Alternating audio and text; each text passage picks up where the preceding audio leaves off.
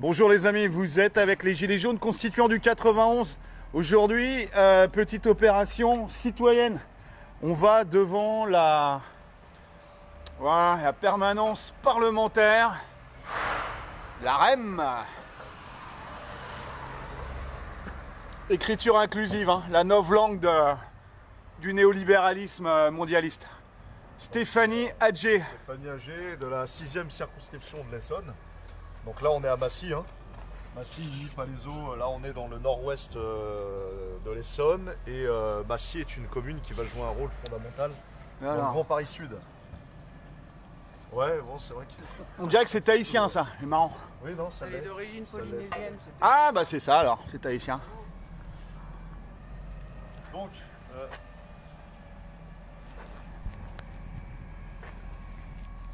là on a un raté parce qu'apparemment c'était le matin où elle recevait les infos qu'on avait. Et en fait, c'est de 13h à 17h l'ouverture de la permanence. Mais dans les rendez-vous, normalement elle reçoit ce matin. Elle reçoit ce matin, c'est pour ça qu'on est là alors. Voilà, prise de rendez-vous. Ah, ça c'est son assistant parlementaire. C'est bien ça, donc il est censé avoir des gens. Assemblée nationale. Voilà. Alors pour la petite histoire, Madame Adjé remplace Amélie de Montchalin. Amélie de Montchalin, membre du siècle, membre de plusieurs clubs élitistes et Young Leaders. Elle est Young Leaders, Madame Adjé? Non, mais c'est la citoyenne Adjé? Non, c'est Madame. Bonjour citoyenne, vous êtes en live sur Facebook? On pourrait être reçu par vos soins? Et en quel... Bah vous êtes un personnage public de la République. La permanence. Bonjour, voilà, la permanence, on est là. On va Voilà. être avec vous, mais en toute bienveillance, ne vous inquiétez pas. On est des gilets jaunes. C'est un sujet très sérieux, madame. Ah, mais il y en a plein. Eh bien, la dette publique française. La dette publique. Oui, la dette publique. C'est un sujet pour nous qui nous tient à cœur parce qu'on pense que c'est en s'occupant de ce sujet-là qu'on pourra débloquer des fonds pour nos politiques publiques. Intérêt de la dette. Donc vous avez des propositions à me faire. Ah oui. Tout à fait. D'accord. Écoutez, je vais vous recevoir. Ah bah Je c'est vous demande gentil. 5-10 minutes. Non, bien sûr, il n'y a pas de Merci souci, nous beaucoup. on est devant. Voilà. Bon, on va attendre un petit peu, bah, c'est bien, parce que je sais que c'est pas tous les... tout le monde sait que tous les parlementaires n'ont pas cette envie forcément d'échanger avec le grand public. Bon, d'un autre côté, voilà, on lui a pas trop laissé le choix, quoi. On l'attend devant sa permanence. Et bon, effectivement, les sujets, voilà, les sujets de la dette publique française, c'est le sujet du moment, c'est le sujet le plus important pour nous, qui nous permettra d'opérer une bascule et un paradigme dans notre société pour pouvoir enfin avoir une vraie politique publique digne de ce nom. On ne peut pas avoir changé de système, on ne peut pas penser l'avenir de la France sans penser la dette publique et la fin de cette dette illégitime et odieuse. Donc c'est ce qu'on va expliquer à Madame la députée et on a évidemment des propositions à faire, notamment les intérêts de la dette. Qu'est-ce qu'on fait concrètement des intérêts de la dette illégitimes? Donc, Les 42 milliards, c'est ça? 42 milliards, entre 42 et 43 milliards par an. Vous débloquez 43 milliards par an. Si on s'occupait aussi de l'évasion fiscale, on va en parler. L'évasion fiscale, c'est entre 80 et 120 milliards d'euros par an. Voire plus, un sénateur plus. Boquet, lui, Donc, partait sur 150. Si on récupère ces 80 milliards, on va dire minimum, avec 80 milliards, vous faites quoi? Vous faites de la politique publique. Vous vous occupez des hôpitaux. Vous donnez de l'argent à nos pompiers, à nos personnels hospitaliers. Enfin, on règle pas mal de problèmes quand même. Mais c'est des solutions concrètes. On n'attendra plus 6 Voilà. heures aux urgences alors? Non, on attendra plusieurs urgences. Tu auras des hôpitaux dignes de ce nom. Tu auras des services dignes de ce nom. Des services d'urgence dignes de ce nom. On sera plus en désert médical alors? Avec du personnel, en théorie non. Si justement on fait une politique d'aménagement du territoire digne de ce nom aussi. On planifie alors? Planification un petit peu? Planification, pourquoi D'accord. pas, pourquoi pas. On peut parler de commissariat au plan, de crédit productif. Enfin, il y a Parce plein que de choses. chez moi, j'ai pas de médecin traitant, tu vois. Il n'y en a pas, il n'y a pas de médecin. On fait Justement, comment alors? Justement, pourquoi tu n'as pas de médecin justement dans ton désert médical? Parce que Parce qu'il n'y a pas de simplement- médecin? Non, parce C'est pas que rentable? Parce que les médecins ne sont pas attirés. Il y a beaucoup de choses aussi en interne au niveau de la médecine qu'il faudrait peut-être aussi changer dans la France future.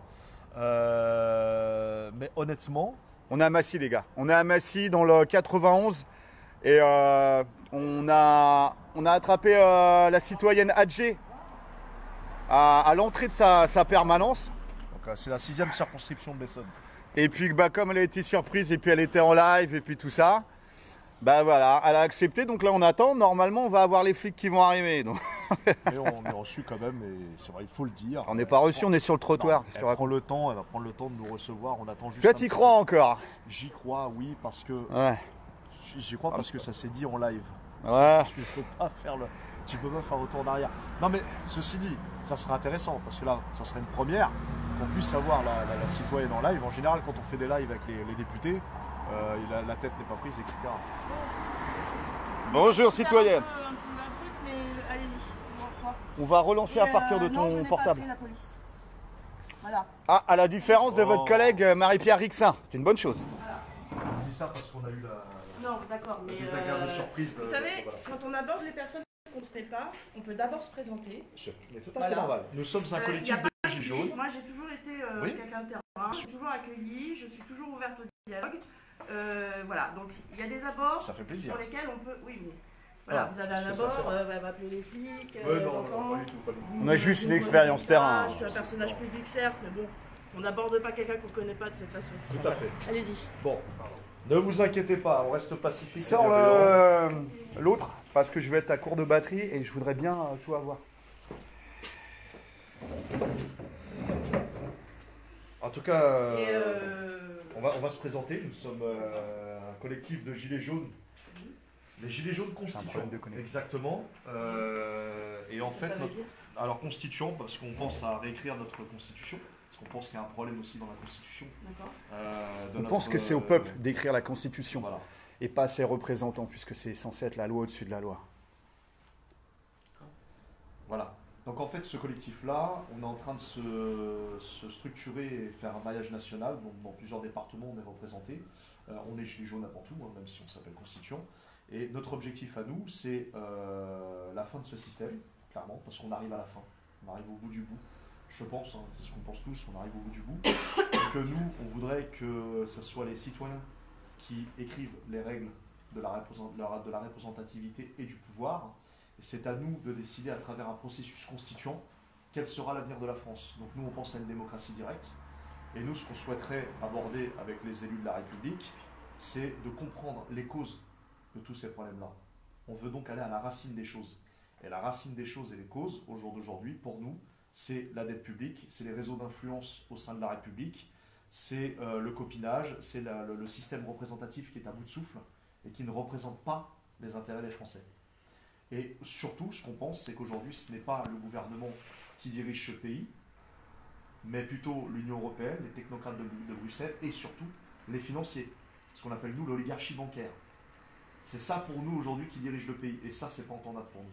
Donc en fait, le but d'échanger avec vous, c'est justement d'essayer de voir quelles sont les propositions que les citoyens comme nous pourraient faire remonter aux élus de la République, et surtout l'urgence du moment pour nous, puisque comme vous le savez, les Gilets jaunes se sont levés contre une pression fiscale, contre des injustices au niveau économique et fiscal, notamment avec la taxe carburant et tout. Ça, c'était le début.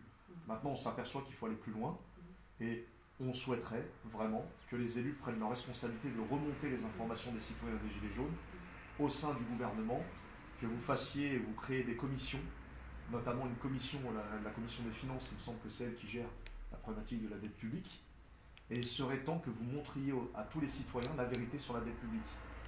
Vous savez qu'on a un gros problème, c'est qu'il y a une ordonnance qui a été signée en 2014 par le président François Hollande, qui n'est plus en poste. Cette ordonnance interdit aux Françaises et aux Françaises de connaître les créanciers de notre pays.